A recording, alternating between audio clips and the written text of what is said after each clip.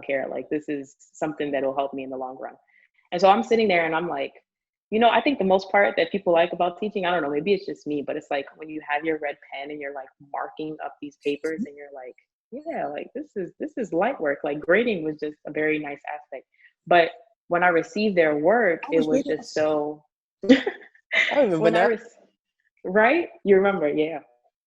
When I received their work, it was just not like college level material. And I was just, it frustrated me because I'm like, well, what schools did they come from that are not giving them the opportunity to be like better than what they're doing right now? Like, how did you not learn these simple things? Like, how did you not learn how to write a simple paragraph and what to put in a paragraph? Like, this should have been embedded in anything that the teacher was doing. Yeah. I lay on the scare, you gotta glow. You gotta glow. She had my attention, she gotta know. I'd like to welcome everyone to another episode of the Let's Get Podcast. I'm your host Zeke, and in this episode, I have my friend Gemise to speak about being a teacher. You can listen to this podcast on all major platforms, including YouTube, Spotify, and Apple Podcasts, by clicking the link in the description below or going to allmylinks.com/Let's Get a Pod.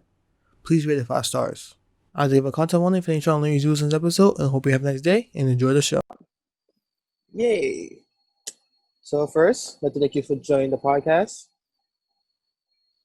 Thank you for having me. No problem. And then, so the first question I always like to ask is, what would your origin story be? Oof, like just like from where I come from and everything. It could be where you come from, could be a made up story, could be what you're at right now. He's like for yourself. I guess I would basically just say like what I tell everyone. I mean, born and raised in the Bronx, low income family, been through some struggles, the usual stuff. Single parent household. Just mainly that for the most part, and like just being raised by a single mother. I think that's like what I walk through every time I tell somebody something about like who I am or like where I came from, because it's like that's just what it's embedded in. Cool. And would you make that like a movie, a book, video game? You know what? I've also, I don't know if I've like explained this to people, but like I've always wanted to like write a personal like story book or something like that. Mm-hmm. Not obviously in my name, but like in someone else's name, like, my own little persona. But definitely like detailing like my specific life and what I've been through, because it's stuff, man. Nice. And you mentioned single father. I didn't know that. You mentioned single father. I usually hear like single mother or stuff like that. No, single mother. Yeah, I don't have, no, my father's in my life, but like, okay. I like see him every once in a blue moon. Same here. Exactly, right? Yeah. We got to be raised by strong women. Mm-hmm. We might disagree with them all the time. Why?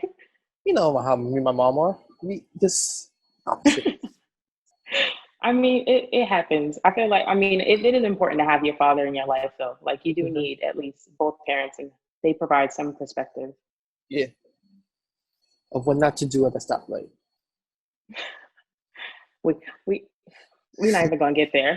We're not even gonna get there. But so recently you've been teaching, right? Yes, I teach. I'm going into my second year of teaching pre-K at a community-based organization. So it's basically a daycare, pre-K, preschool center in a community. So it's like very home-based. Like it's meant to be empowering and like for the community and, just to be there for them. I was teaching because people keep telling me to become a teacher. I'm just like, that's scary. I mean, you know what? And that's the same thing people told me when I was younger. They were like, you're going to become a teacher. And I'm like, heck no. I'm like, you want me to sit there and deal with immature children? I'm like, that is not what I want to do with my life. I'm like, I would rather be doing media or some other thing that's like going to show and present my face and like make me use my voice, and then come and turn around. I'm like right into teaching. And actually it's not that I didn't want to teach pre-K or anything like that, but like, I definitely did not want to teach middle school because like the immaturity level of children, I don't have the patience for it. But it's funny that I have the patience for like little kids, because I know they're like learning, and they're in the process of developing those social skills and stuff. So it's not that terrible. But teaching is very difficult. Like, don't let anyone tell you anything different. Like, and there's no rule book to it. So it's like you're put to the standard of like, this is what you have to teach. Like, yes, this is curriculum that you have to teach. And then it's like, but what are you going to bring into the classroom that's going to make it so that it's not just about curriculum? Like, people think that you can't teach kids about race, like little 4 or 5 year olds, like you can teach them about race. You can teach them about racism. You can teach them about financial literacy. And it's like, how do I still incorporate all of that stuff? And also like embedded in the curriculum where it's like, you have to teach it to fidelity. Like you can't play around with it. You could play around with it just to fit the needs of the student, but it's like, it encompasses so many things that like teaching is just, it's not only about that. It's like building relationships. It's about the planning part, which I'm still working on, is just like trying to be more organized in that aspect. So it's like so many things that come with it. And it's like the parents come in there and they expect you to do your job. Like, are you teaching my child the right way? Or are they just playing in the classroom all day? Like, how is teaching like little kids? It's like, it's not really like, are you coming with like a lesson plan? Something like that. Yeah. I mean, I think so. We have like, it's kind of the same way as you teach like, any other grade level, but I think for pre-K specifically, there's a lot of learning through play. So, they spend at least a good 75 minutes like being in their own, like they go into the block area, they go into the dramatic play center. It's like they have that time to kind of learn through these like hands-on type of experiences, right? And so a lot of what we do when we teach them is songs, because they know that they can like sing back to you, and that's the best way for them to remember things. And then it's the simple fact that like you're not teaching them. So say for instance, if I'm teaching like the number 1, like I would obviously make that something that it's like very simple for them to get through and like something that they can play with. So like if they're in the block area and I'm like 1 block, right? So it's like something like that, instead of like sitting there lecturing them, because they're not going to listen to you. They're going to block out. They're going to be rolling around on the carpet. They're going to run off of the carpet, and they're actually not going to be learning anything. So it's like, I guess for like, you have to be very, very like very specific when you think about like what you're doing with pre-K students, like between the ages of at least 2 and 5. It's a lot of like things that you have to take into consideration, because they can only sit for so long. Like 10 minutes is even too much for them. So it's like, are you going to give them a little brain break? Like, are you going to let them dance around a little, but not too much? Because then once they get excited, it's like through the roof, right? So it's like teaching them it's more on your part of like you being a child again. So like if I wanted to learn something that I needed to learn, like a math subject or like some science experiment, like how would I want to learn it if I was a child? Like what would you want your child to do in order to do that? And like just kind of like making that go inside your classroom. Yeah. So pretty much trying to make it fun, because learning is not fun all the time. Pretty much. It has to be fun. It can't be demanding. Like you can't expect them like to show them the letter A and be like, yeah, and then they're like, you ask them what letter is that, and they're like,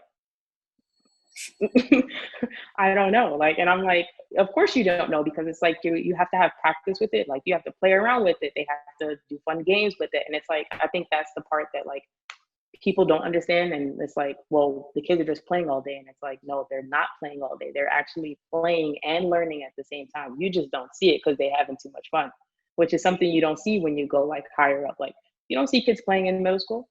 I don't remember. No, you just gave me a textbook and called it a day. High school was the same thing. College was the same thing. It's like the fun aspect left the entire building. Yeah. Comparing, like, I was speaking to Quinn the other day about how he teaches like middle school. It was very similar. You had to base the teaching based on the student's needs. So you had to mix up the different teaching styles. Some people need visual, some people auditory, some people need experimenting. Yes. Our experience with at college is pretty similar also, where you just kind of have to be like, okay, take a breath and like, what do you need? Exactly. And it's like, I mean, like, obviously, like, I think when it comes to college, like, professors are just like, I'm going to lecture this to you and you just learn however I'm teaching it to you. Because it's like, if you want me to read 20 pages of a textbook, but what if I'm not, like, if I don't want to read anything, I just want to look at diagrams and stuff of that nature, which is like, ugh, teaching style just varies across the board, which is, and some people don't take it into consideration because certain kids just won't learn best if they don't have their resources that they need. Yeah, because I'm better at like visual and explain like doing like an example. Like, all right, cool. Then ask my questions and I got it. You want me to read? I can, but like I'm gonna fall asleep. Which is, and imagine trying to tell a 3-year-old, like, yeah, read it, just read this little number and tell me what you see. Like, they're not gonna do it. Come on now. We have to see like where they're at developmentally and like what's developmentally appropriate.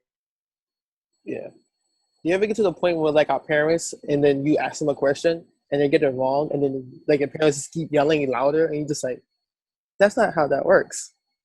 And you know what? I think that's like, it depending on how frustrated you get, and that's like mainly, and I've thought about that, and I'm like, usually like when the kids don't get the right answer, I'm like heavily frustrated, and I'm like, I have to remember that like I can't do what my mom did and like repeatedly say the question and think they're gonna know. Like, if I didn't know it the first time, and maybe I'm playing around with you and maybe I'm just joking with you, but like the third time, if I look at you and I tell you I do not know this answer, I do not know the answer. It's like the screaming does not help anything. It just intimidates the child and just makes them feel like they don't know what they're doing.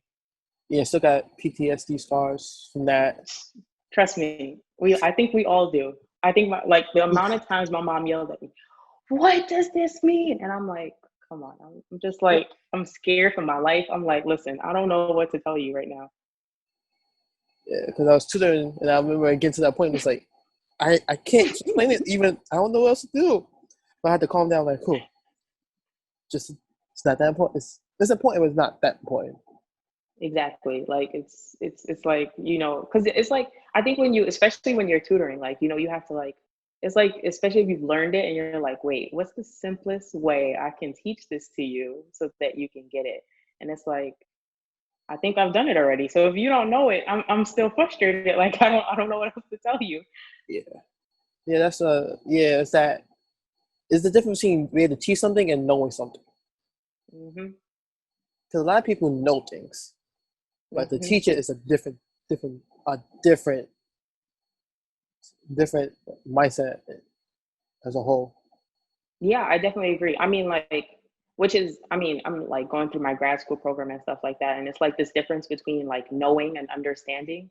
Like, you can know something, but the fact that you understand it means that you can apply it to a bunch of situations. So if you can't apply it to a bunch of situations, there's no way that you can teach it, because it's like, well, I can teach you the basics and fundamentals. Like, yeah, 1+1=2, but like, what am I doing past that? Like, how can I give you this and teach it to you so that you're able to use it in your daily life, right? Mm-hmm. And it's like, if you don't have that understanding part down, you ain't gonna be able to teach nothing. Yeah, that's why I'm like, I need help. I need an expert. Teach me to me real quick. Okay, cool. Sometimes when you know something, you just miss the steps. You just like, all right, you just take it for granted. Like, all right, I start here. So you start at step 3, step 1. Yep, definitely. I think, my lesson plans don't be all put together sometimes. Trust me. Maybe I had a time where you had a lesson plan and then you go in it and then the students are like, we need something else. Like, it's like the lesson plan you had right there, it's all set, and then you had to improvise on the spot. Yeah, you know what? Being a first year teacher is really difficult because it's like, you don't, and especially since like I felt like if I shadowed someone in the beginning, it would have been better, like at least a week of like what it looked like to do this and to do that.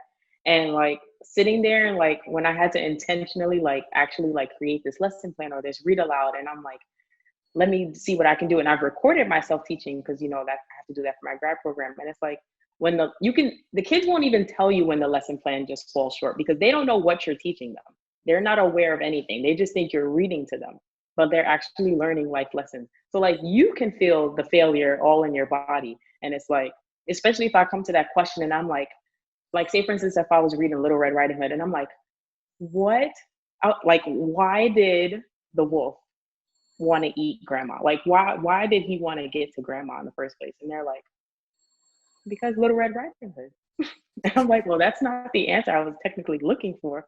Or like you can see the students. Like the students will tell you in their behavior that like it's just not working anymore. Like whatever you're trying to do right now is just not working. Especially if I got like 5 kids on the carpet, 2 of them running around the room and other ones looking around, circling around, playing with each other. Like that's how you know you basically failed your lesson plan in a pre-K classroom, especially if like you didn't take the kids' specific needs into consideration. Because like maybe that kid is a fidgeter, so okay, cool, let me give him something to just play with real quick, right? And it's like when your lesson plan fails, like you can feel it and it just feels like a failure, because it's like, well, how can I make this better so that the next time I create something, it's gonna actually be effective, as well as like, how can I make sure that these kids are ready for kindergarten? Like that would just be a huge failure on my part, because it's like your kindergarten teacher is gonna be like, "What school did you come from?" And I'm gonna be like, "I don't." It's like, That's yeah, how my don't. student. I'm not aware of who that child is. I'm sorry to inform you, right? And it's like, I guess like that pressure right there, and it's like, I guess you can feel the failure, but also that like what they usually tell teachers is like it's a work in progress. Like the things that you do, like you're gonna get better at it every year as you become a new teacher and you get a new set of students and stuff. So it's like to become an expert teacher or like, you know, a very good educator it takes some time. So there was a few times I failed and the kids was just rolling on the carpet and I was like, fine, I'm not reading anymore. I'm done. Let's just sit and relax till lunch comes, right? And then I'm just like, wow, like I really just failed all of them right now. So you do feel those moments. Like I do feel defeated. So it's really difficult. It'd be like that sometimes. It's so sad. My main thing about teaching is scared is that because children, they also deal with life, and then when you care for somebody else's child, you get to that, it's like a heightened level of what you call it, alertness that you're on, and then hypersensitivity, and you gotta be a strong person for that. Yep, you definitely do. And then you just like, you want to protect your child, but you can't do all of it. You can't, that's not your child, you suit it, but you can't do all of it. No, you can't. I mean, listen, I wish I could give them all the things that they need, but like to put that, and I mean, you could, but it's like the things that is expected of like educators now is just, it's like you're teaching ABCs all the way to like, well, how can I make sure that my parents retire at the right time, right? And it's like, well, I can't teach that, like all of that to this kid in 12 months. Like I would hope that he learns all of it, but it's like, realistically speaking, you just have to like figure out how to put it in the most kid-friendly way possible. Like you saw from ABCs, now you saw like, now invest in Apple stocks. Like, could you imagine me telling a child that? They're probably like, I don't know what you're talking about, Miss Gemise. And I'm gonna be like, I don't know what I'm trying to teach you either. Like you see that iPad? It's a company that made it, right? And then that company, you can buy part of the company, and then they pay you. Mm-hmm. You're like, word? That's how you exactly. And it's like, yeah, teaching them money. Like, come on now. It's a lot of stuff that comes into it. Listen. Like I went to business school, and I still don't understand money. That should tell you something. I got a C minus in finance. You know. Yeah, y'all did that to yourself. I was not trying to do anything business related. I knew my body couldn't take it. I mean, I wasn't prepared. Neither was I. I was just like, I got it. But what clicked to make you become a teacher? This is like what they call your why when you start teaching. Like this is what makes you when you first got in, and then like why you continue to do it. So I think for me it was like when I was in the Zeke program and I finally like got that opportunity to be a summer workshop academy leader. And so I was teaching critical inquiry at that time, and all I remember is like, I mean, those group of students were just awesome, like so many different personalities and stuff. And I was just happy to have that opportunity because I had been trying to get in for the longest to teach communications, but that didn't work out. But I was like, this is still a leg up. Like, I don't care. Like, this is something that will help me in the long run. And so I'm sitting there and I'm like, I think the most part that people like about teaching, I don't know, maybe it's just me, but it's like when you have your red pen and you're like marking up these papers and you're like, yeah, like this is light work. Like grading was just a very nice aspect. But when I received their work, I it was was grading. just so I remember when I that. was right? You remember, yeah. When I received their work, it was just not like college level material. And I was just, it frustrated me because I'm like, well, what schools did they come from that are not giving them the opportunity to be like better than what they're doing right now? Like, how did you not learn these simple things? Like, how did you not learn how to write a simple paragraph and what to put in a paragraph? Like, this should have been embedded in anything that the teacher was doing. And so, like, I think I had a conversation with them and I was like, and I was chill with them because we're all around the same age. We're still in the same experiences. And I'm just having a conversation. I'm like, what schools did you guys come from? I'm like, because I was honest. I was transparent. I was like, because your work is just, I was like, what is this? And they were honest. They was like, I know it was bad. I literally winged it. And I was like, well, what's going on? Like, what school did you come from? And they were like, yeah, I came from this school in the Bronx and I came from this school in Brooklyn. And I'm just like, and they were like, yeah. Then one student was like, yeah, they literally just passed me for like literally barely past the regents and they just wanted me out the building. Like they were basically telling me these stories of teachers just making them go further on to their education, even though they weren't ready for the next stage of their life. And it's like, we're just making these people just swing through like this is what life is supposed to be. And it's like, well, you didn't even get the basic foundation of knowledge that you need to be a better student in college. And so that like pissed me off very much. And like that's when I applied to Teach for America. And I was like, I'm hoping I get high school. And I didn't get high school. But I was like, maybe it was just a sign. I was like continuously telling people, I'm like, I want to understand the foundation. Like I've been a student. I've been in the Bronx my entire life. Like I know the school system very well since I've experienced it. And I was like, I need to be on the teacher side to see what foolishness is going on. Right. And it was like, I definitely got here and saw the foolishness. So I was like, very important for me to just be in pre-K or to be an ECE, early childhood educator, right now. So that's like my why, what like clicked me to like push me. It's just frustration. When you feel that just anger and buildup, it just pushes you. Yeah, I can see that. 'Cause I remember in high school, my guidance counselor told us that a lot of high schools are just Hmm. getting them to graduate, not getting them ready for college. And I Like, took that. what's the purpose? Yeah, it's just like, what's next? Exactly. Like, what are you making me go here for 4 years for? Also, like at Coach Carter, there's one of the people in like one of the people working in the school, like these students, like the height of their life, who just like, it's just Hmm. high school shouldn't be a height of your life. You need Hmm. more because you're gonna live a long Exactly. time. And that's another thing. It's like people put this like pressure on like you getting to college and stuff. And it's like, well, they're not preparing us for it. So what are we supposed to do? To be honest, I don't understand the sentence structure of the structure of a sentence. I can't explain it to you, but I know how to write. You think I do? You know how many times they probably taught us like where the noun goes and where the verb goes. And I'm just like, listen, I know how to write the sentence. Don't ask me which part is of which because I can't tell you from a hole in the wall.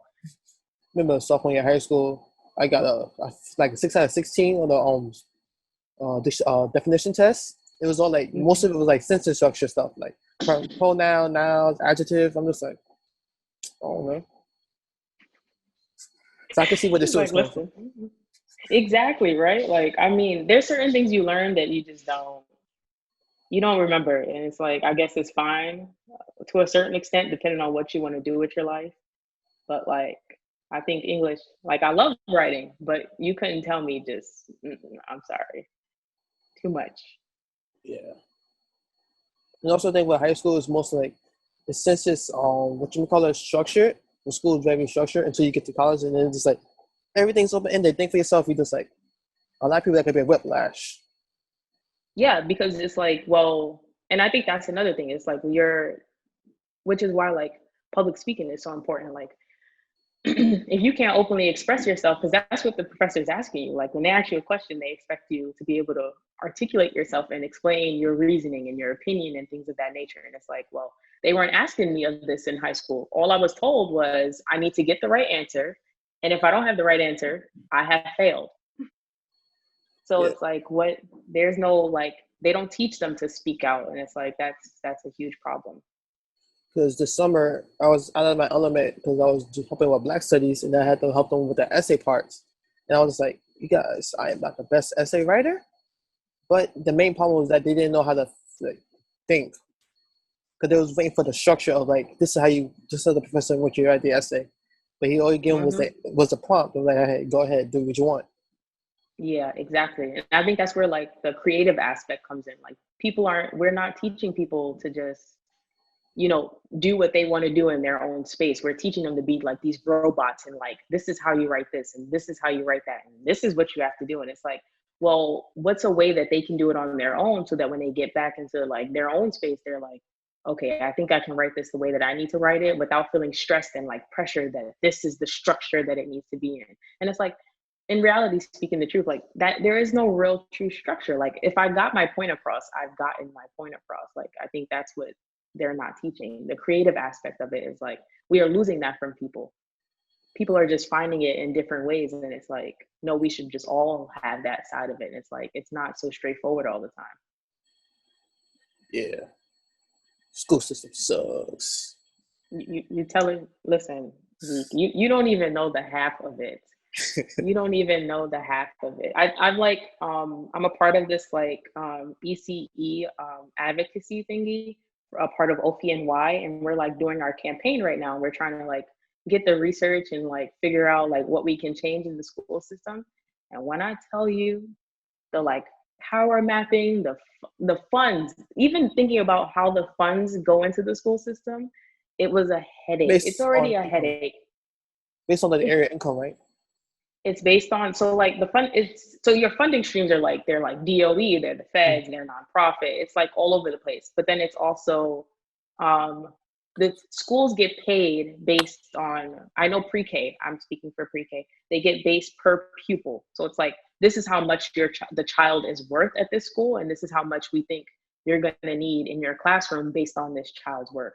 So it's like, they're just putting $1 on each child and expecting that to fit across the board. And it's like, well, there are some schools that are more impoverished than others. And how do you expect to fix that?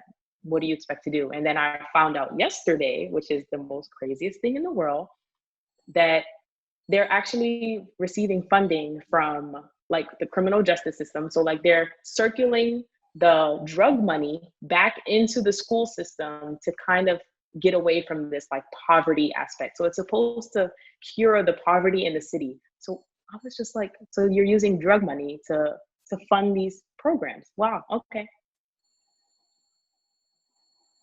Yeah. Beautiful. Yeah, just circle the money. Yeah, just circle it around. The school to prison pipeline, then you have schools get money based on each disability student. Exactly. And to get it for a disability student is even more, because like, even I'm an ICT teacher, so it's an integrated like classroom teacher.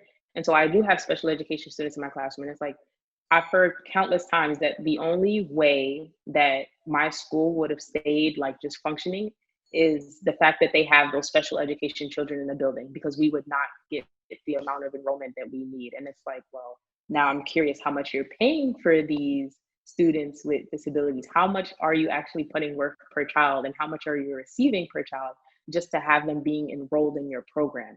Like, it's ridiculous. As a disability student, terrible.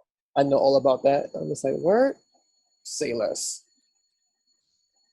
It's just, and that's another thing, like that's another thing that's like conversation that's coming up is like SPED. It's like, listen, you don't know how many like IEPs I've looked at, and they've all been copy and paste. I literally read one child, and she's a girl, she's a female. They literally refer to her as a male. And I'm like, so you didn't even bother to read or even see this child, because you didn't do anything. And it's like, they're not treating SPED children like with more like according to their needs and their specific situations. It's really frustrating. Yeah. Teaching is fun. Rewarding. It can be fun sometimes. I think I've being in pre-K, like I've been childish with the kids a few times. Yeah. What else about school and teaching? So how do you like deal with like the each child's like different needs and like when they have a bad day when they're not going off Yeah. and Well, that has drastically changed with, remote learning and stuff of that nature. But I feel like I mean, I'm real big on just building that personal relationship with each student. So like I'll sit there, I'll talk to them, I'll like try to figure out like who their immediate family is and like what they like to watch, what they like to play with. And I think in that aspect, it's like just having that conversation with them. You learn so many like little things that like it's not even little. Like to them it may seem little, but it's like huge because it's like, well, how can I incorporate that into the classroom? So like last year, my kids really loved what is it? PJ Mask. Oh my gosh. I still tell you, like I think I like completely forgot about who the characters are for that show, but I know it's like Geico or Gecko and like Catboy and yeah, it's exactly right. That's they were bringing me back to like being a little child, and I was like, now I have to go home and like watch these shows just to have this conversation with you. So it takes a lot of time and like building those relationships and stuff. So like you get kids that are having bad days. I've been bit, I've been kicked, I've been spit at, like, and it's like having that, like you get frustrated, obviously, you get angry and stuff like that. But I think it's also the fact that like you have to sit there and have that conversation with the child to see what's bothering them. So like yeah, if I feel like if one of my kids, like I know he's like angry or she's angry and they're like upset, and I'm like, well, the thing that they have in pre-K is called the your safe place. So like they go in the corner, they sit there, they relax, they like speak about their mood and they try to like calm down and do certain like breathing exercises and stuff like that. But then it's like some kids just don't want to like dance. Like say for instance, if they don't want to dance for music and movement, I'm like, okay, well, you can stand there or you can like sit at the table. It's like you have to give children options and choices. Like you either have one or the other. And it's like in order for them to like be able to express themselves, because when you get older, it's like, well, they try to limit your speaking. And it's like, no, I need to tell you that like this is what I need from you. And like the kids will tell you, they'll be like, Miss Gemise, I don't want to dance. And I'm just like, can you just please? And if they don't do it, I'm just like, all right, fine. I'm like, you do what you need to do. Like, and then with remote learning, it's the same situation. Like one child, he came on and he was like, he did not want to come on Zoom. He was like, I was like, do you not want to be here? He was like, no. I was like, well, are you going to join us tomorrow and so forth? And he was like, yes. I was like, go on and enjoy your day. Like they're in their homes as well. Like you're invading their private space. Like, I mean, if I was home too, I wouldn't want to be on a Zoom either. So it's like, you have to give them that opportunity to just not be in the space if they don't want to be. yeah. Should like children complex and then you always just gotta adapt to it and be like, okay, cool. Because sometimes everybody has their bad days. Yeah, I mean, they come in, they're angry, they want to be violent to their friends probably, like they may want to hit someone, they may want to do this. Some children can't control it. Um, and like I think for you, you just have to be patient and you have to be willing to kind of teach them what it means to have this, to build their social emotional skills. So if they're angry, you're not teaching them to go punch walls. You're teaching them to verbalize what they're saying. So like this past year, there was a lot of children that were like, they would shut down and like you could see it in their face. Like when they got angry, you would be like, you would try to talk to them and they would not say a thing. They would rather just throw toys or do some other thing. And it's like, it's not about that. It's about you, the teacher, being able to just have this like functioning conversation. And you had to have that relationship first. Cause it's like, if I don't trust you, I'm not going to care what's coming out of your mouth. Right. Like you could tell me all you want to tell me and I'm not going to listen. Like if you tell me to stop throwing toys at one of your friends, like I'm just going to keep doing it. Why? Because I don't know you like that. You're not, you're my teacher, but we haven't had that solid relationship first. So it's like building that relationship first and then like teaching them these techniques to kind of get them to understand that that's not the appropriate way to release your anger, or the appropriate way to express yourself. Like you could even say like, I'm angry. Like that's literally the first step. Like just being able to verbalize what you like need in that situation and what you feel. And it's like some kids just need that language. And some teachers are just like, they think it's just them being bad. And they're like, well, let me kick them out the classroom, or let me take them down here, or let me do this and let me do that. And it's like, no, like, who do you think you're dealing with? You're in a low income community. People have trauma. Like the children feel the trauma. Like they're not stupid. They feel everything, and they're experiencing what their parents are experiencing. So it's like you have to take that into consideration about what's going on in their personal life as well. Yeah, that's the point. And it's like, because children will feel trauma and they will express it. Mm-hmm. And then it's like, you gotta be a strong person for that. Exactly.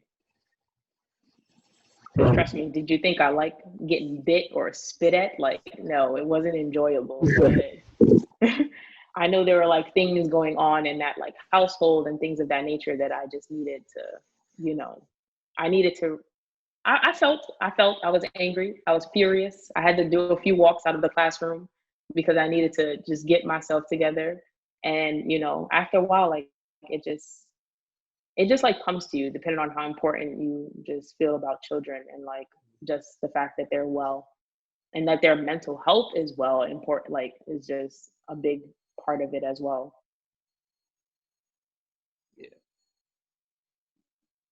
So what else is going on with life?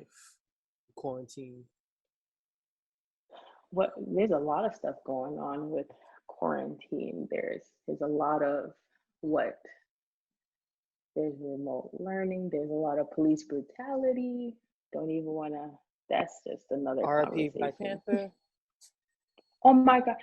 You know, I literally had to text my boyfriend. I was like, this is so sad. I was like, please tell me this ain't true. I was like, there's been enough grief. Like, just let me live, let me breathe. And I was like, for 4 years. And I was like, I don't even know how to like look at his situation. Like, some people are like, it was like he really held it, like he went through all of this with all his struggle. And I'm just like, there's also this aspect that like capitalism just makes you just throw yourself out there so much that you just forget to like make sure that you're well and that you're safe. And it's like, I don't even know what to think. Like, I'm just like, this inner circle is the best inner circle I've ever seen in my life. Ain't nobody said nothing. Really? They're better than Secret Service. It's like, and I remember in episode 5, I told her, man, you should get Travis Wilson to play him in his movie.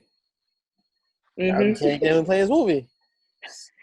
Exactly, right? Like, how are we supposed to do this now? It was so sad. I was just like, I'm just hoping. Well, I'm wondering if any of the kids that I get this year will have like a deep sense of like Black Panther is my like hero. And I'm just like, I can't deal right now. Please don't make me go through this. Yeah, 2020 has been a new year. It's been pretty terrible. And like with all this, like, I think for me, it's just mainly like, I mean, we've all been sitting in the house. I was at least in my home for a good like 4 or 5 months till I actually stepped outside, unless to like get groceries and stuff. But like now that this whole like reopening stuff is happening, and I'm like, I gotta be around the kids again. Like, why are you doing this to me? Like, you know, I don't want to infect anybody, and I don't want anyone else to get infected. So it's like, now you want me to come bulletproof to teach kids. Yeah. What else? No, don't work like that. I don't think about becoming a teacher, but then I was like, I'm still back and forth with it. I think it's a very like, you definitely have to want to be a teacher, because it's like, and I think a lot of people say this is like, people don't go into teaching for the pay, because I mean, we don't get paid like that. It's not that, it ain't that great, right? And it's like, so you literally have to like think about like, do I really care for children? Like, what is my passion? Like, why am I even teaching kids in the first place? Why would I even want to teach a child? Like, why would I want to do that in the first place? And it's like, I think for me specifically, like, it's just, I don't know. I just love their little faces. Like, you don't understand how happy they are in the classroom and how much they be making me laugh. Like, there's times we've literally tickled each other just to get through the day. Like, so it's like just like just playing around with them in general. And it's like, then when you're teaching them, it's like you're actually building towards the next generation. And I keep telling people, like, a lot of people say, like, when you're in early childhood education, like, you're teaching the children, and it's like, but the thing is, you're teaching children and you're also teaching the parents. Like, you're educating everyone, like the students, the parents, the community, because it's like, as it goes down in the line, like third grade, fourth grade, fifth grade, you start to lose that parent engagement and that parent education. It's like it starts to wimble down, because in college, you don't need your parents with you anymore. Even in high school, depending on how you are. Like with my mom, she was like, well, you're getting good grades, so I don't need to go to parent teacher conference. And it's like, wow, you must have did your part a long time ago. But it's like, there's also this aspect that we're not educating our parents enough either. Like, we're not teaching these parents what it means for your child to be in this specific program. Like, what are they learning in this school? Like, what do they need to know in order to advocate for their child in the long run? And, that's what I'm just trying to work on right now. Yeah. Definitely remember my mom being very more vocal elementary, and then once I got to middle school, she said I was okay. High school, she was like, I don't need to go. I need to go parent teacher conference, right? Except that one time I got 75 in calculus and she was ready to kill me. Yes. What is about that? I have to have this conversation with parents. They expect you to be getting 80s, 85s, 90s. And you know what? You look at their report cards and you're like, well, I don't think you got that. So I don't know why you're expecting it from me. It was mainly because I'm good at math. And she was like, what happened?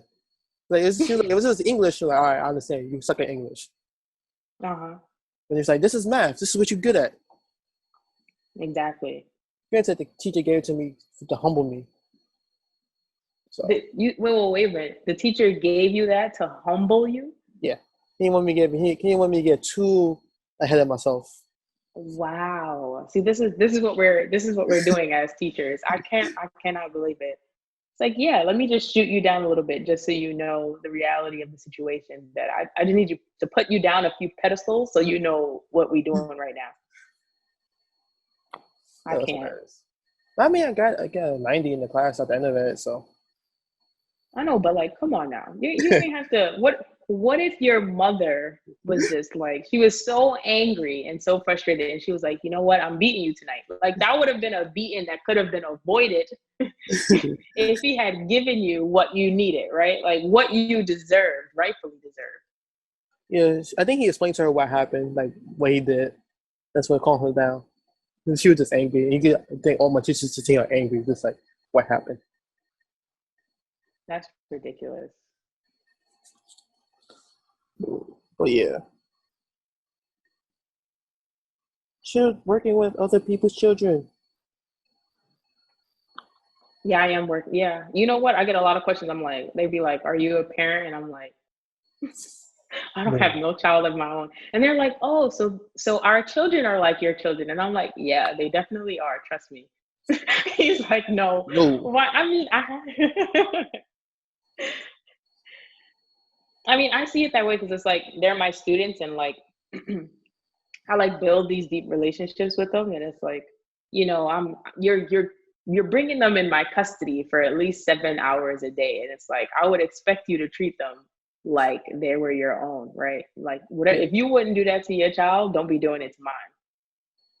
I remember last summer, I was helping out in the group, and one of the students was like, why am I so pessimistic? But like, I was watching them, and I was like, when you watch other people's children, that's a whole different story. Like, I'm expecting the worst. Exactly. Yeah. And that, yeah, you always have to be, and I feel like it's even worse with children because it's like, children will be honest and go home and tell their parents what you said, what you did, and what you didn't do. Right? Like they're not sitting there holding back any information. And it's like, especially with like children, like, you're still taking care of them. Like they're still probably trying to learn to use the bathroom. And it's like, well, I can't leave them in poop and pee all day. So like now I got to be changing diapers. Right? So it's like you go home, if your parent picks you up in there, they're going to be frustrated if you still have diaper, like doo-doo in there from like 10 this morning. Like, come on now, let's be real. So it's like, it is a lot of like added pressure to like, treat other people's children, the same way you would treat your own. Like Kevin Hart said, your baby came here with both eyes, right? Like, are you sure? Exactly. My baby came in the oven. My baby was smart. Your baby was smart. He was so for real in that one. It was like, you gotta give it back the way they came from. My mom always said, I don't want you to go to school. One thing different is learning something new. Which is what it should be. Yeah. And I think that's a big part of it. But I think it's like learn something new, but it's like I think we need to just start framing school as like you're learning to learn. You're learning to become a person. So it's like I'm like I want you to be able to think. I want you to be able to be like an advocate. I want you to be able to be a civilian. Like I want you to be able to preach to the choir when you need to, when you get out there in the real world. And it's like, well, between pre-K and 12th grade, you're a robot. And then when you get into college, you start to experience a bit more of like flexibility and more open space. And it's like, well, now I can learn these things. But it's like, that's so late in the game. Like you could have taught me this in middle school and I would have been way above what I needed to be when I got to college.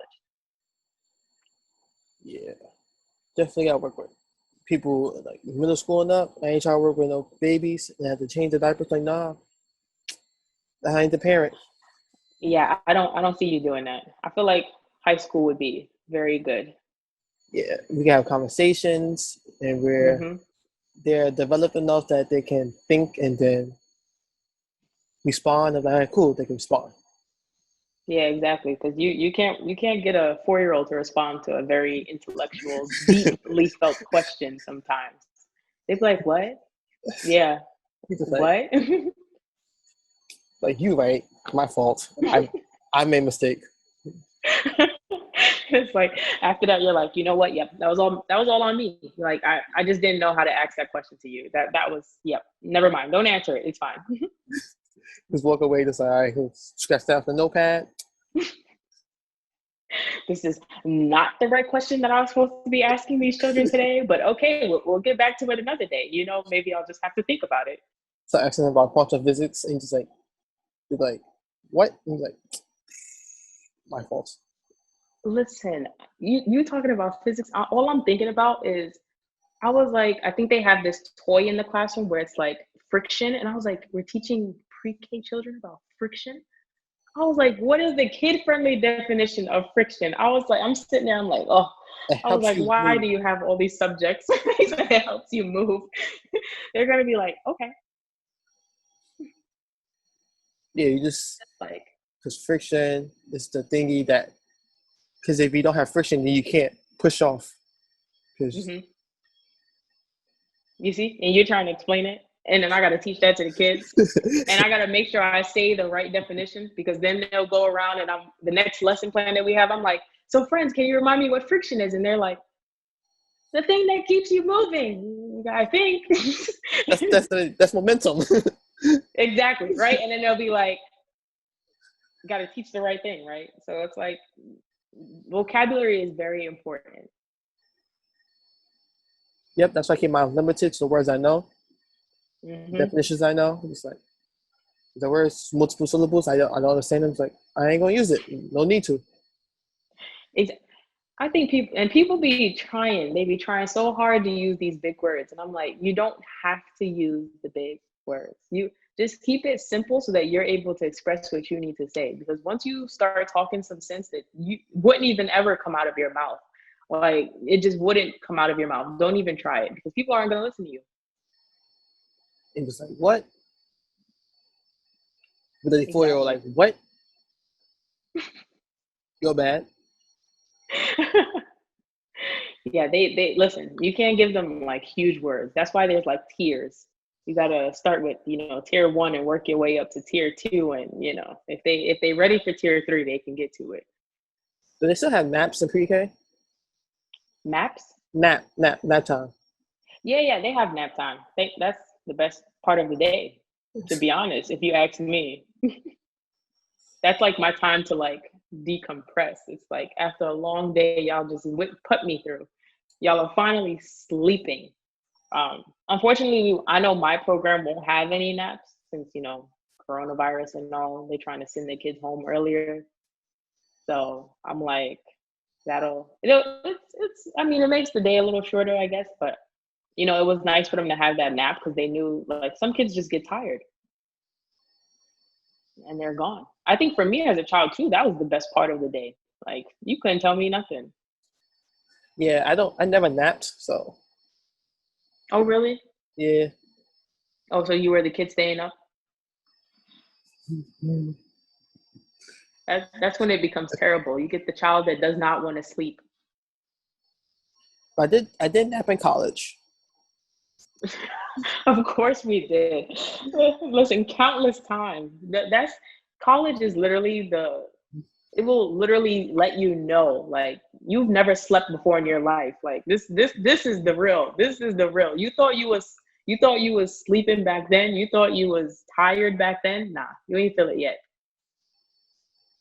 Fall asleep in the morning classes, afternoon classes, night classes, doesn't matter. So sophomore year, just knock out for a second, wake up, refresh, ready to answer some questions.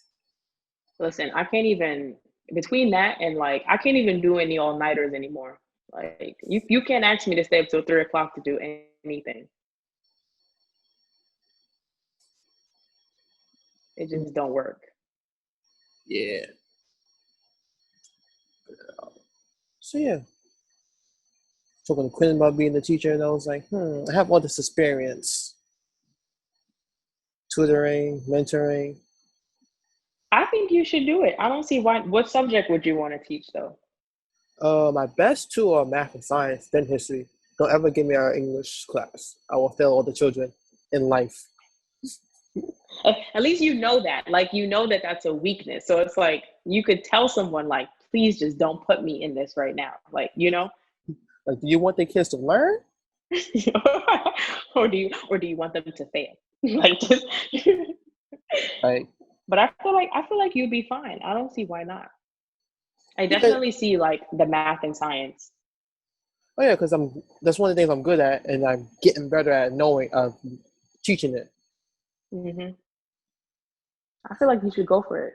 I don't see Mhm. why not. Convinced me. I Teach for don't know. America is really easily. Just swoop your way in. Like, hey, I mean, Quinn got high school. I mean, no, he got middle middle school. school. Yeah, Yeah, he got middle school. I think he wanted it anyway. I won't want high school or middle school. I need to speak to these people, and they need to have a level of cognitive. Under of cognitive understanding and cognitive level to understand what I'm talking to them about. Yes. Yeah. I mean, I haven't gone dumb, it's just more simple. Yeah, it's all the same thing. It's just a simpler version. Yeah. Because with math, it'll just once you have the basics of adding, subtracting, multiplication, and division, after that, it's the same thing. Just new situations. You talking about math right now. I'm like, I haven't taught math in so long. I'm like, I teach the kids their numbers, but like, I don't have to teach them like, addition and subtraction right now. And I'm like, I always think I'm like, after this, like, I mean, I could do kindergarten and I'm like, Lord, I'm like, I don't even know what they're teaching kindergarten children anymore. I'm like, I was looking at like my niece's stuff and I was like, I think it was my nephew. They were teaching him what do you call that? The bibliography, oh my gosh, why am I forgetting it? It's like at the end when you're like putting all your resources. The word is not popping up in my head right now. Bibliography references. Yeah, that's what it is. Yeah, and I was like, why are they teaching you this? I'm like, I didn't learn this till college. I was like, this is outrageous. Like, what sources are they putting? Like, what are they writing? They don't even know what the link even means. They don't know what a link is. They just know that this is the website I'm on. They don't even know that. I'm just like, y'all have lost your mind what you're teaching these kids nowadays. And now with the like coronavirus, now you're teaching them how to use technology and how to get onto Zoom. And it's like, well, yeah, that beautiful red button you see there, yeah, just click it and you'll leave. Like leave. I remember they told the script for no reason at all. Oh, my script is still ugly. I don't even know why they decided to teach that. I had to make it unrecognizable so nobody could copy it. So it's like chicken scratch. Oh yeah, I had to just change it up. Just like nope. Yeah, I don't even know why. But I feel like they only taught that in like elementary school, and then Yeah. they just let you be. So it's like, They were like, yeah, they probably knew it was the most biggest failed attempt of their life to even implement a script curriculum into the program. Like, for what? Can you write print? If you can write print, that's all you need to know. yeah, teacher. I'll look into it. Looking into I it. feel like you should just. I mean, you got years and years on it. You might as well do something. Yeah. It seems like life is like, hey, you want to do other things, but life wants me to teach. I'm just like, life. I mean, look, listen. Maybe look at the school system in the next year. Let's see what changes they make. Hopefully, they make some, and then I feel like you'll be fine. You know, find the right school and program that you want to get into, and like things will go the way you need them to go. Teach them they math and science. Be like, all right, cool. This is the Pythagorean theorem. This is. You just hurt my head right now. But you can keep going. Literally, I like got tension in my forehead. I was like, oh no, Pythagorean theorem. You know, the last time I've done that, man, I can't remember. Yeah, it's like, yeah. What is? In some years. I have all this experience. Might as well use it. I don't see why not. Get a few years at a school and keep it pushing. Keep this podcast on the side. Like, teaching along number 1, day 1. I failed.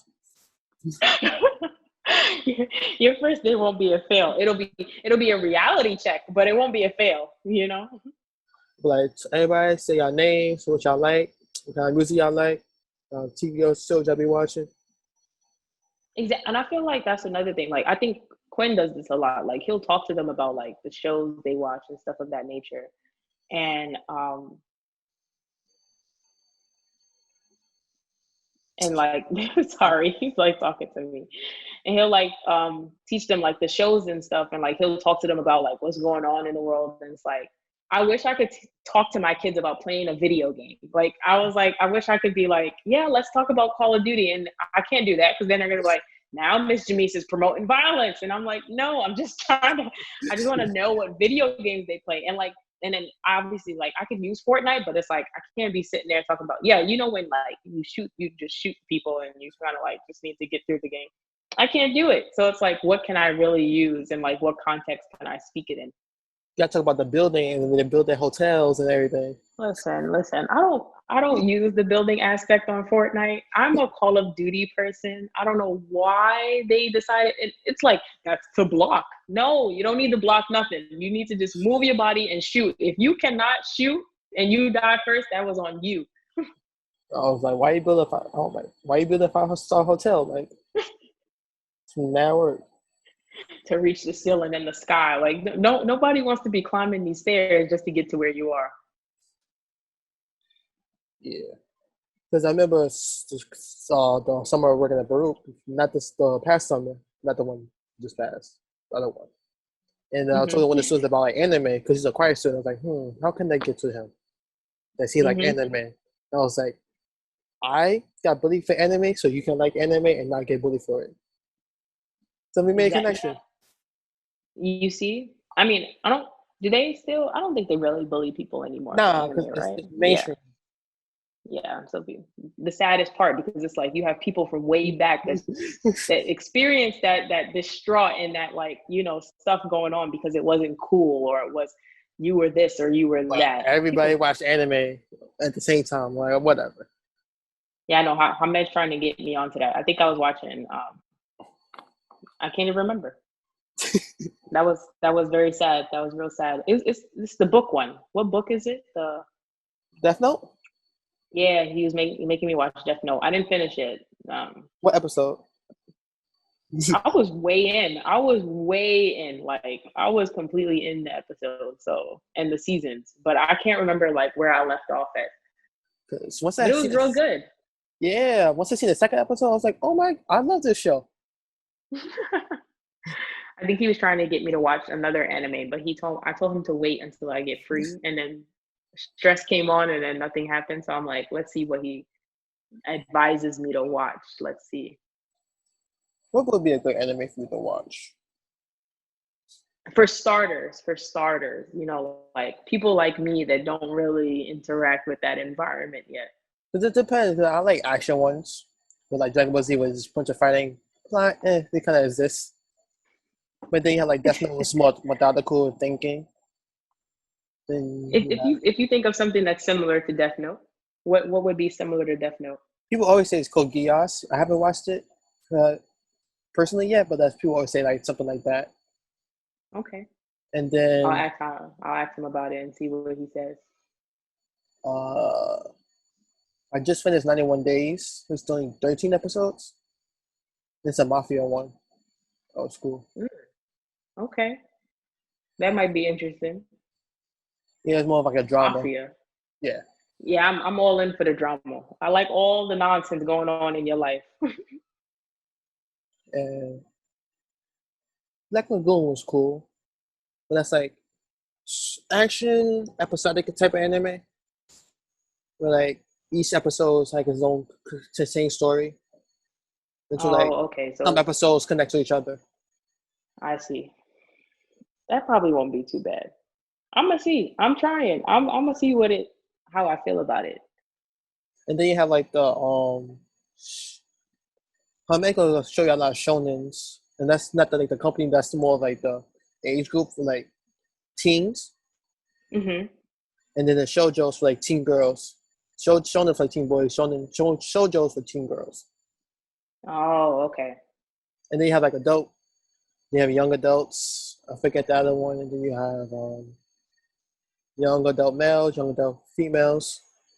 Mhm. Those are like the four main categories.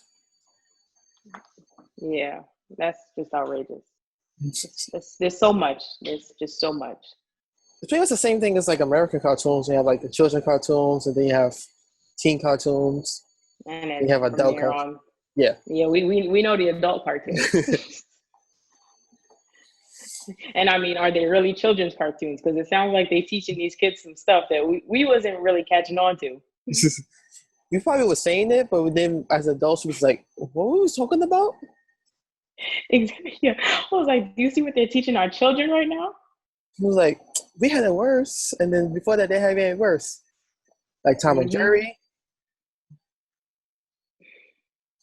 That show was just. I feel like when you watch shows as adults, you just hear you hear the adultness in their voices, and it's like you're just trying to be a child, but not really, because you really still want to be an adult. So you say some real nasty things. Just like, yeah, teaching. I think you should go for it. I mean, listen, people told me countless years that I should be doing it, and I was telling them no. Now look at me. What can we do about it? I don't know. What are my strengths? Interpersonal skills. I just had terrible presentation skills, but I have great interpersonal skills. Which is good. I mean, you work on certain stuff. You know what I mean? Like, I think people expect you to be so ready and just having these skills so like profound, but it's like it just goes. Like, I'm good at public speaking, but like my first lesson teaching these kids, you think I was sitting there? I probably was talking like some mouse because I didn't know what the heck I was supposed to be teaching. It's like, So like it just happens. yeah. Quinn was like, the children would love you have a podcast. Like, if they can find it. Yeah, he said it. I think they would think that's so cool. Like that would be something that like you could even bond with them with. They're like they'll probably create a funny nickname or something. I'll be like, if you find it, we can talk about it. That happened over the summer. One of my students found the podcast. I was like, oh my God. Instagram. I was like, oh my God. You didn't want to tell them about it?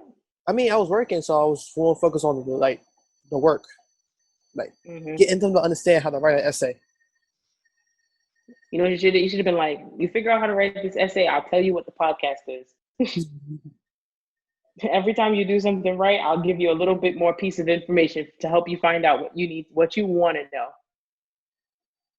Or because I'll be like, I'm like, focus on the work, everything else will come later.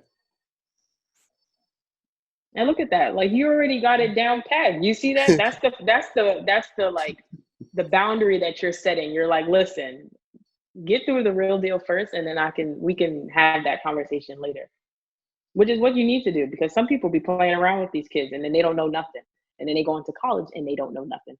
The children will be like, let's talk about your personal life. Distract you a little bit. Like, I was there when the book was written. I know all the tricks. Like you can't play me. Sorry to inform you. You just can't play me. Like, I know all the tricks. I know what the Apple Watch does, Samsung Watch. I know everything. Mm-hmm. I was in school when it was there. I know about the water bottles. I know about the I know about the water. All the cheating techniques. I know it. Don't play me. Like if they get past all of that, they deserve their grade at that point. They did well. They should be in the CIA or something. If you get caught, you should stop cheating because you're bad at it. People were really cheating back then. They still are. Finding like little loopholes. Oh, online classes? That's beautiful. There's no such thing as cheating. Quizlet. Check. I think I had a friend who had check. Oh my gosh. It's like he said online, there's no such thing as cheating. I mean, you're probably right about that. Granted, if they make it like you can't get off the web browser or log you out. Yeah. I have another laptop. I have a cell phone. So you think we don't know how to work the system? If we want to get what we want to get, we're going to get it. I have a computer and I have like 4 laptops to my name. Try me. Mm-hmm. He said, you don't know how much tech I got in my house to make me get through this class. Teacher. I'm looking to it. I have the application, I have the websites up, Teach for America, Teaching Fellows, NYC Teaching Council Collective, something like that. I don't know too many people in Teaching Fellows. I know Whitney went through Teaching Fellows. Mm-hmm. I haven't spoke to her in a minute to see what it, like how it was, how the experience was, but I think they're all kind of similar. One program is the same as the other program. We just trying to get our foot through the door. But then that's all we trying to do. It ain't too let me not lie to you. Let me not, because I'm. And masters is more writing. But you know what? To be honest with you, like with Teach for America, they go through relay, so it's like it's not too much writing. Like everything you do is literally aligned to what you're teaching. So it's like you could be, if you're writing a lesson plan, like that could be a midterm or a final. Like I literally have not written pages and pages of stuff. Like I think the most pages that I've written, and like literally like from the top to the bottom, was like 4 pages. Oh, that's... Like it's just mainly, it's just the stress just comes from you doing the stuff to make you a better teacher. So it's like they're asking you of things that are requiring you to push yourself to be that better teacher. And it's like sometimes it can be frustrating, like, why are you asking me what I'm doing in my classroom to build community? And I'm like, oh, okay, let me tell you. Like, I forgot about the community. Exactly, right. I forgot about the community. What needs, like what engagement strategy are you using? So it's like it's all aligned, and like I think that's what I like about Relay, is that like it's not like a bunch of papers and you trying to figure this out and like read this textbook and do this and do that. It's like it's embedded in what you're doing. So like I think it depends. And it's been 2 years. I mean, I still have this year that I'm trying to get through. It already looks like it's going to be a headache, but I got to get up out of here. I need a break from school, just completely. Or I have my year off. It's only been a year? Yeah. Yeah, that's crazy. I didn't even realize that. That's wild. Time be flying. We getting old. We're the old people now. Whoa. That's I still haven't found one, okay? I don't want to wish that. I had this since birth. Okay? He's like, We are not getting old. We're still pretty young. Oh yeah. When we hit like, I think when we start to hit like 35, 40, we're gonna start feeling it.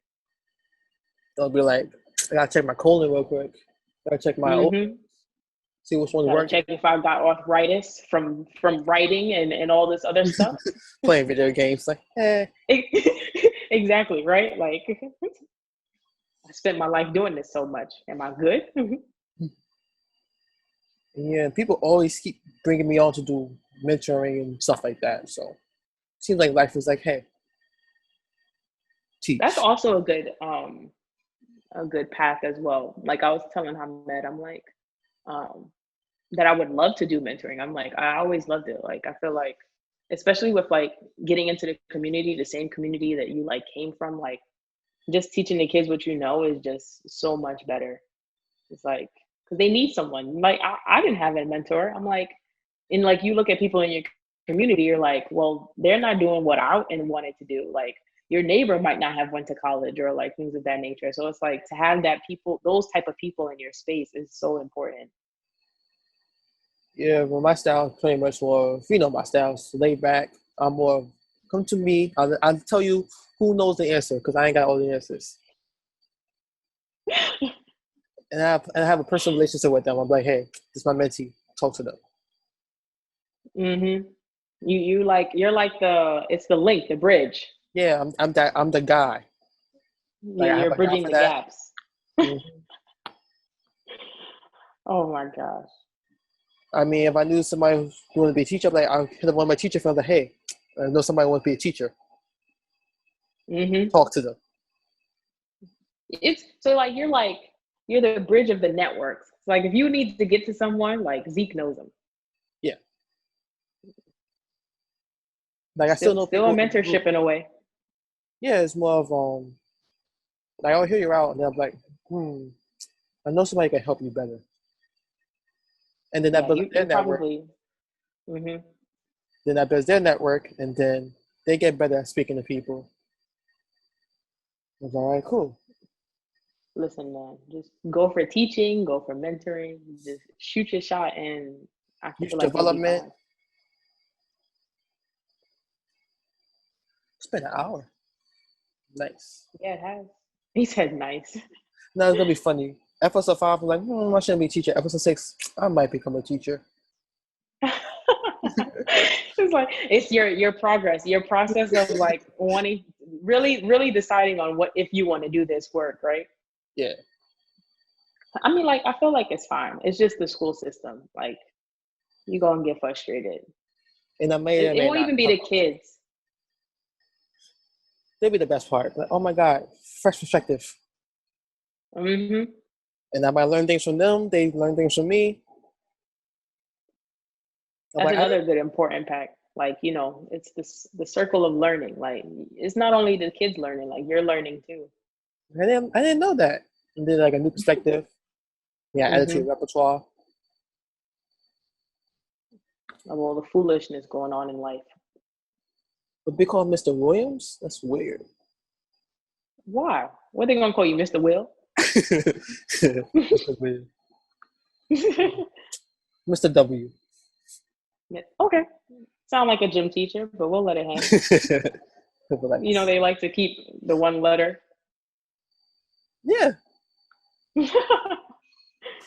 All my team teachers had like one letter.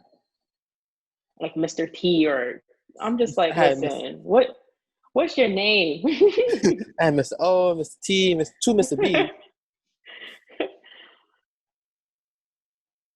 That must be a thing.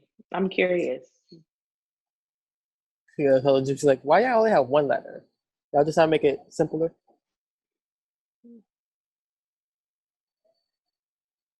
Pretty much, probably. So they call you Miss Jones. Wait, No, they call me Miss Gemise. Yeah. In pre-K, they call you by your first name. When you get past that point, they're allowed to call you by your last name.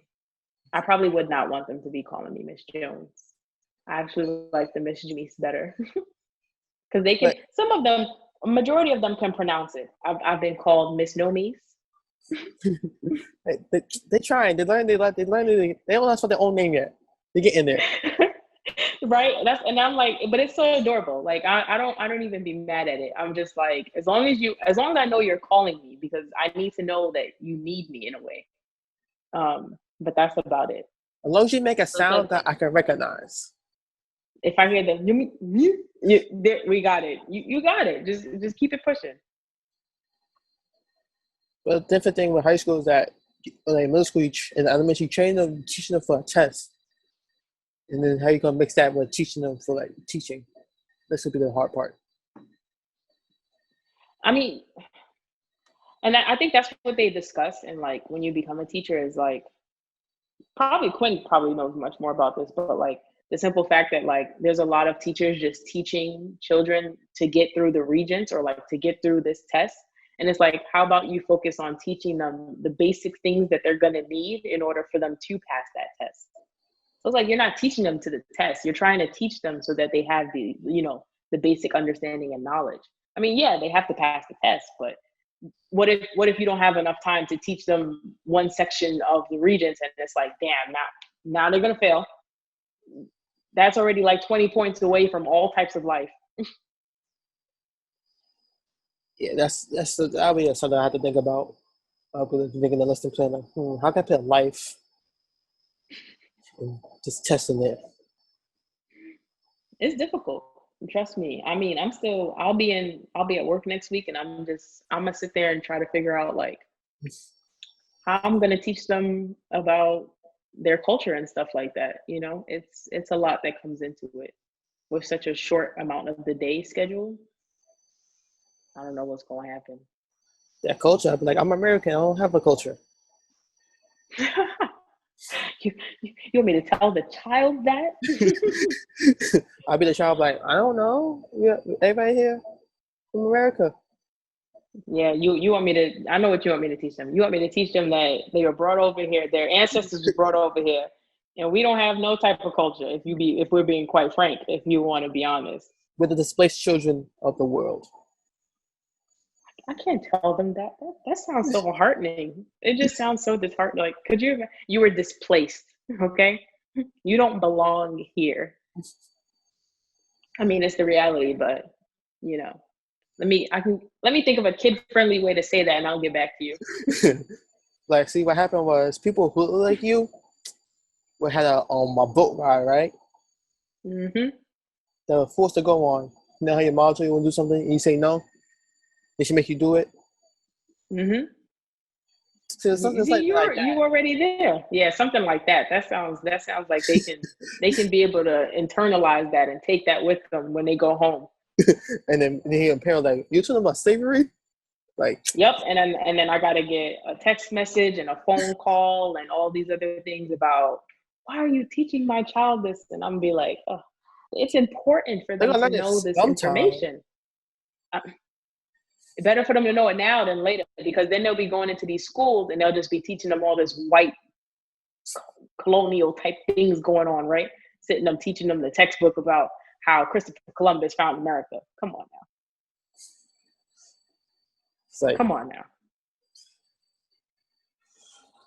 Ridiculous. That's what that is. Yeah. There was a comedian who was like, he hates how parents call on the weekdays, like your child being bad.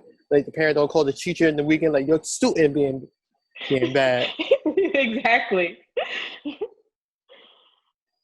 Listen, I have boundaries. Do not text me or call me on the weekend. This is my time away from everybody. Listen, Fridays is a run home day. Like, peace. Mm-hmm.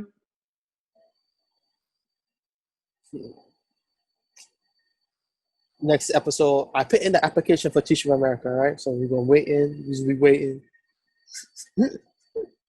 That should be by the next episode. That you put in the application for Teach for America and be like, yeah. So now it's just a conversation of like, did I make the right decision? And then it's a season 3, it's just like a year for the whole process. Teach America. Yeah. So if you do it now, you'll be in next year. So it'll be like season 6, be like, all right, cool. So first day teaching.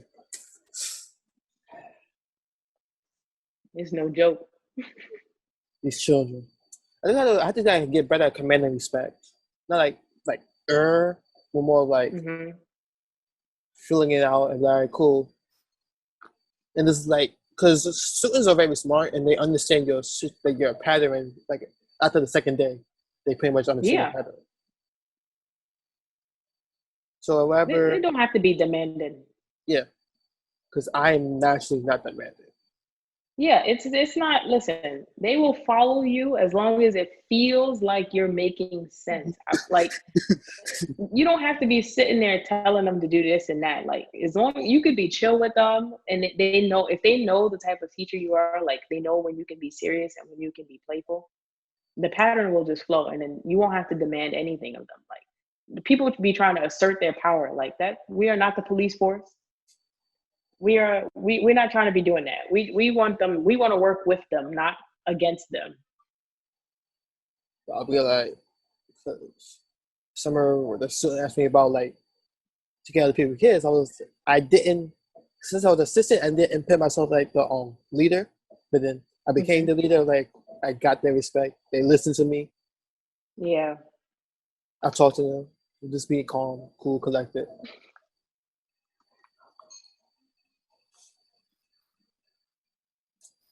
How much time you got today? You said how much time I Yeah. got? Yeah. You have anything else to do today or no? No, that's pretty much it. I mean, I just been chilling.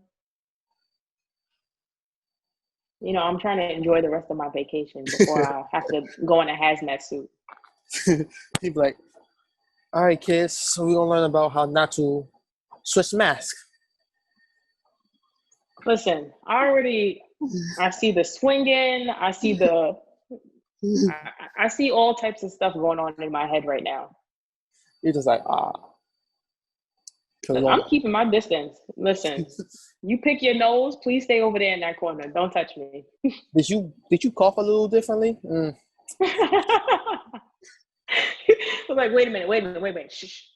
Yep. You got to get out. Nope. Make them leave. It sounds too dry. It's like, that cough is suspect. Let's sneeze. It could be allergies. Mm. Nope. Don't sound like it. I have allergies. I was something like that. Listen, I'm just hoping. I don't want to get sick, and I don't want nobody else to get sick. So that's just how it's going to go. Can the students see when your mind when you're panicking? Because I always think people can see in my mind when I'm panicking. I'm just like, I don't know what's going on. No, kids just feel your body language and the tone in your voice.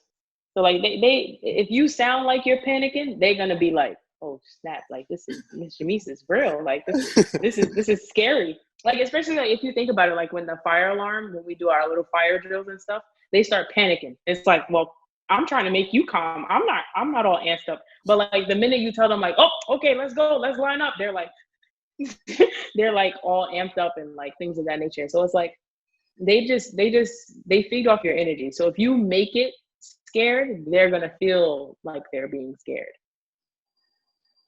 Yeah, because there's summer up. I have a plan for the day, and then they would need extra help from something else. I'm like, well, my plan's out the window. Something new. Okay, cool. Let me do this on the spot. Exactly. And then they will let you know what they like and what they don't like. In terms of like, let's keep doing this. This helped us out a lot. Mm-hmm. To the point the student's like, I thought you did this for free. I was like, for free? I'm not that good of a person. I'm not that genuine. Let's hold off there, okay? Well, it means I did a good job then, because then there was like, oh, I really put my heart into it, I guess. Yeah. So I'm like, I thought you did this for free. And it's like,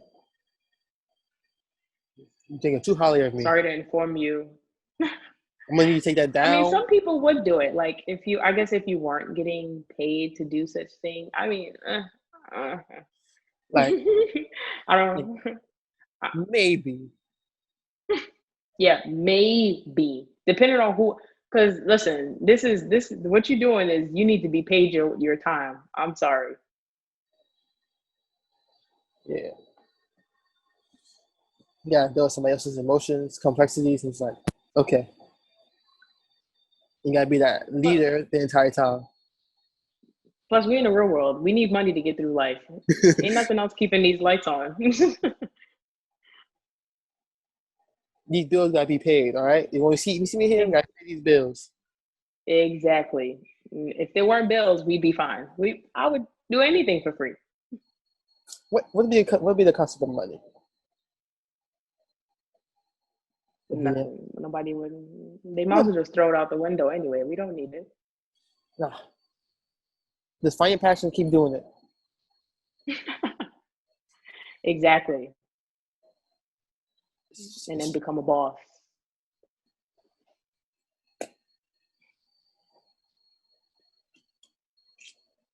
Episode 7, Black I applied for all these programs. Episode 8, I'm trying to get my lesson plan ready.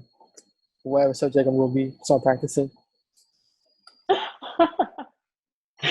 Look, I have faith. I see it. I already see it happening. I feel like you'll be fine because, like, you already have the background. So, like, it's good to go. Like, we need, and you know what? We need more Black male educators. So please, just push through. It's not enough. It's literally not enough. It's not enough. I promise you that. And I did get Mentor of the Year, sophomore year. Oh, you want to have that conversation? What was that? For doing nothing. I did a lot of work, all right? I have mentees. You was laid back. You sent your students to the connections. Yeah, I can't give them the wrong answer. You right. You know what? And you know, that's a lot of transparency right there. You're basically telling them, look, I don't have the answer, but I can connect you with someone who does have the answer. And that helped out. I guess it works. It's just a different style. And then I helped out one of my mentees. They got their confidence up. They helped me out with the history month a year later. Oh, okay. Yeah. Helped me out with some designs. So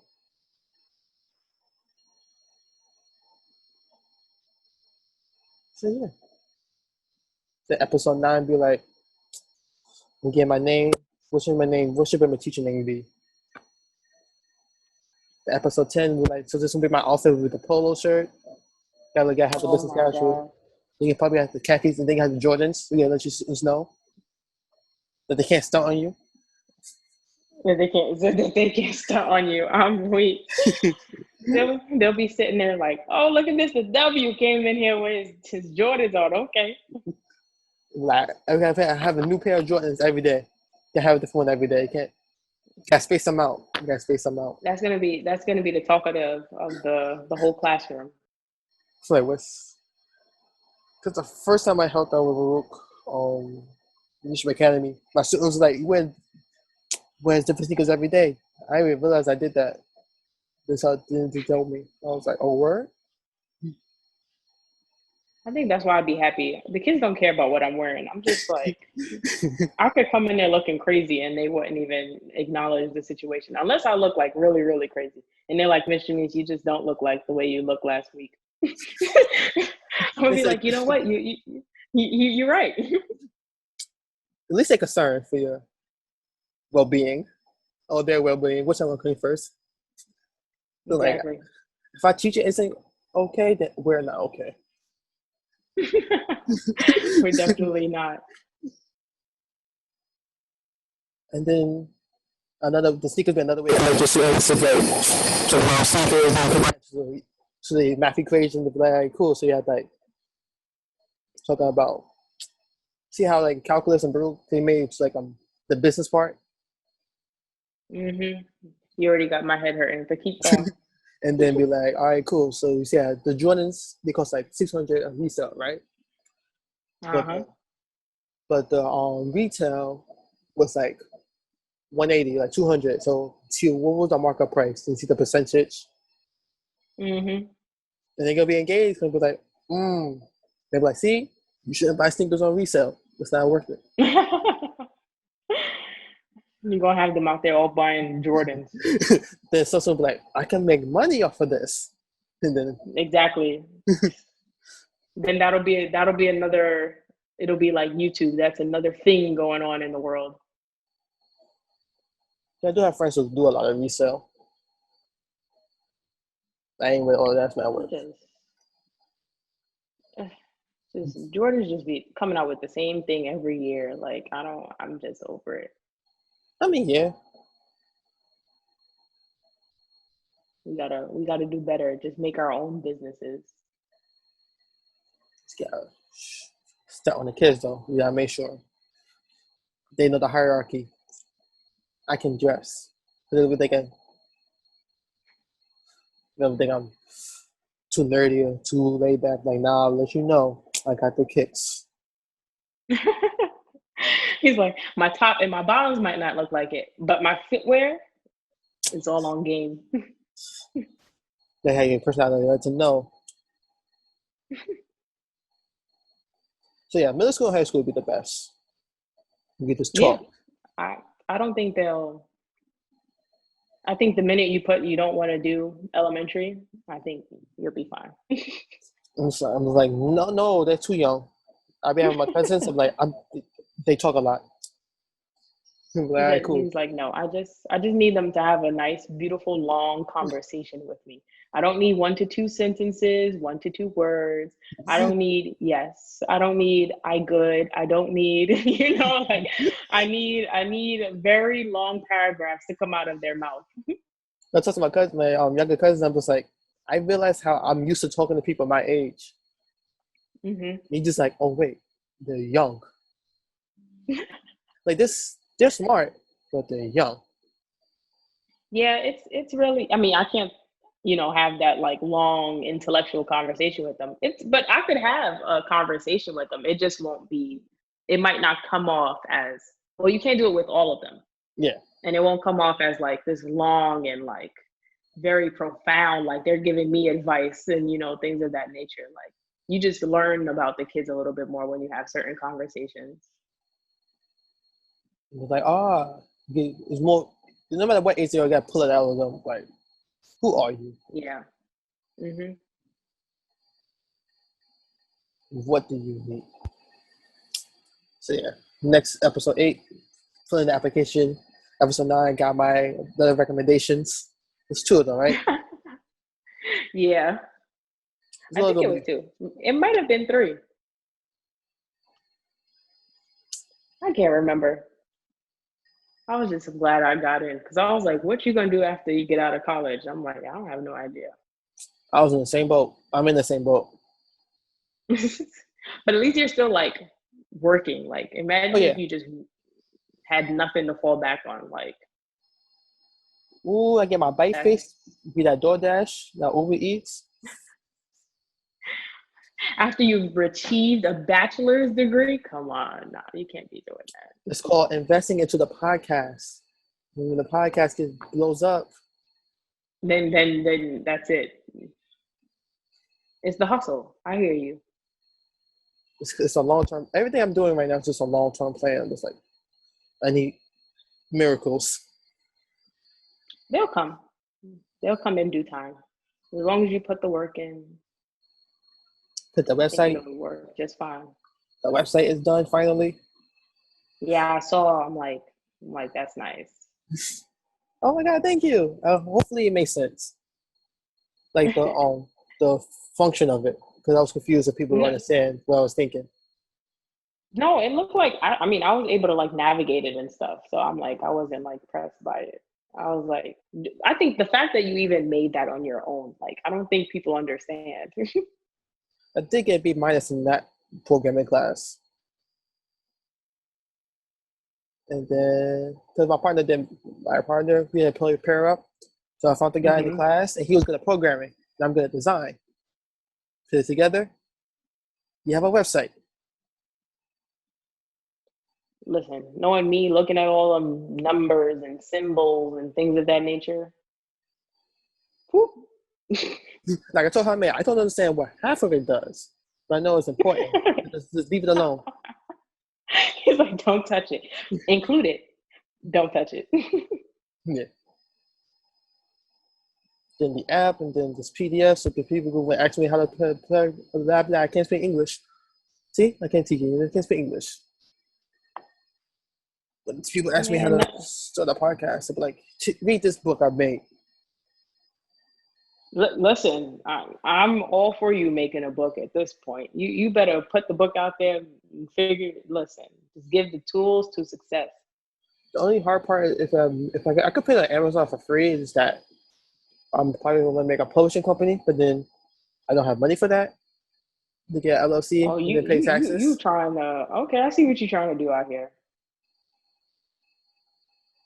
I mean, because if you get it, what most people are doing now is getting on Amazon. They get Amazon bestseller, and then they're making their stuff exclusive on their website.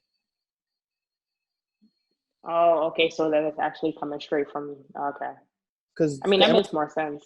And then they use Amazon bestseller as like the blue check. Oh, okay. I know what you're talking about. Yeah.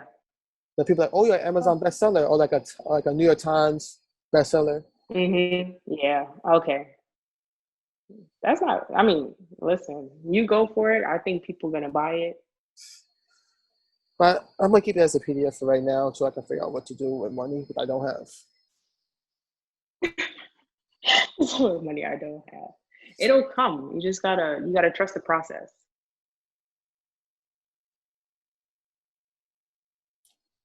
Yeah.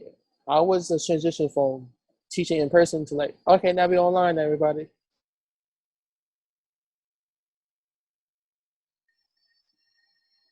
No, it's breaking up.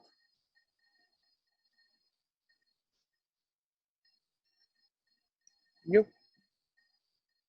Very good. Okay. Yeah. I that transition from like in person to like everything's online. Good luck. Oh, for teaching? Yeah. I think that it wasn't too terrible. I mean, like it was like hard to think about because it's like you don't teach 3-4-year-olds online, Mm-hmm. and it's like I already know they're gonna be jumping off the walls, and it's like I mean they weren't doing anything crazy. Like some kids would be walking all around a few times, but they were sitting for the most part. So I had no problem with that. I think the main issue was that some parents didn't have internet, they didn't have Wi-Fi, they didn't have a tablet, or they didn't have a laptop. Like people weren't thinking about that. They just assumed these people had money to buy this and buy that, and then well, no, not all of them do.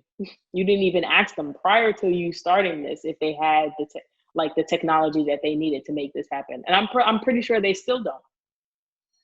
Yeah, same thing on CUNY side. That was like, hey, take a week off, and then a couple of weeks later, take another week off when you get everybody a laptop. What was the point of that? Oh, you realize that people can't get on? Oh, okay. I'm lucky, but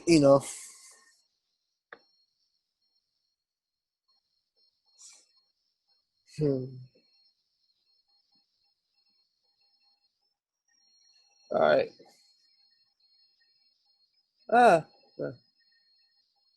So right. It's 8:17. Do a couple more, and then we'll be done. This was fun. Talking to the old friends. Yeah, it was. We haven't spoken in a very long time. We're both busy. We're both teaching these children. And it ain't easy. No.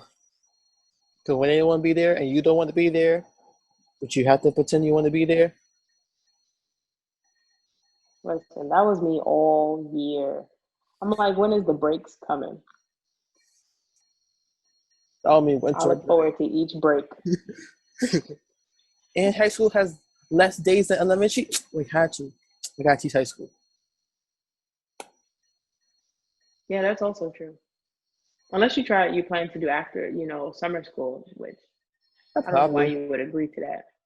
I mean, I ain't gonna have nothing else better to do unless I have a side hustle. There's a lot of things better to do. I'm just gonna throw that out there. Relax, get a break. I get shouted for the podcast, like, I'm on vacation. Exactly. You have time to do your passion, your other passion. It's funny. Dave sent an email about like a school looking for people who going for their master's degree for teaching to teach at a high school. I think it was. Oh, okay. That was like a couple months ago, so I didn't apply for that. I was trying to be a teacher, as like the progression of the podcast could tell you. Exactly, right? It's like now you know why.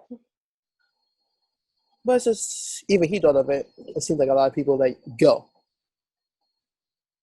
Mm.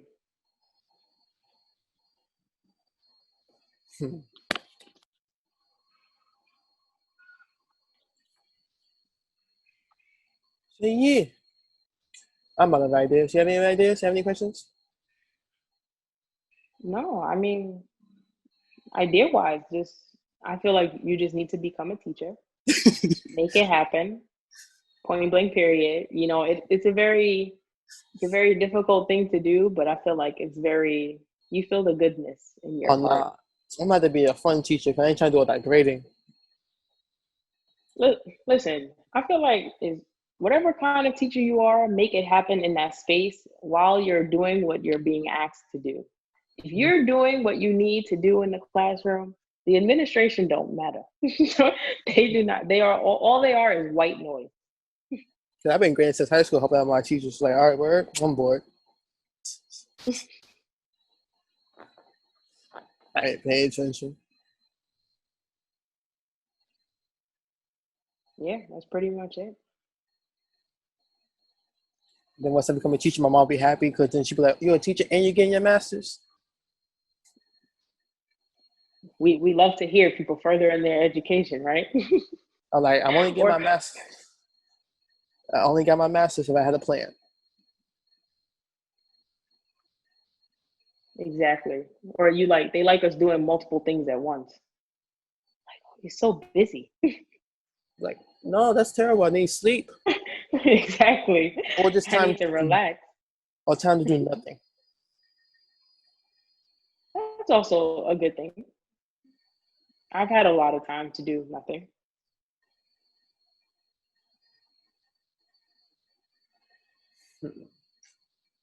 Well, it's almost 2 hours. Gonna end the episode. Okay. Last question is, what would you name your origin story? Ooh. That's a good question. I don't even know. Like, I feel like it would just be like a mixture of words, like trials and tribulations, or like pain and pleasure. Like, it would have to be something that's defining, like, and describing my experience. Like, it would be deep. It might be a poem.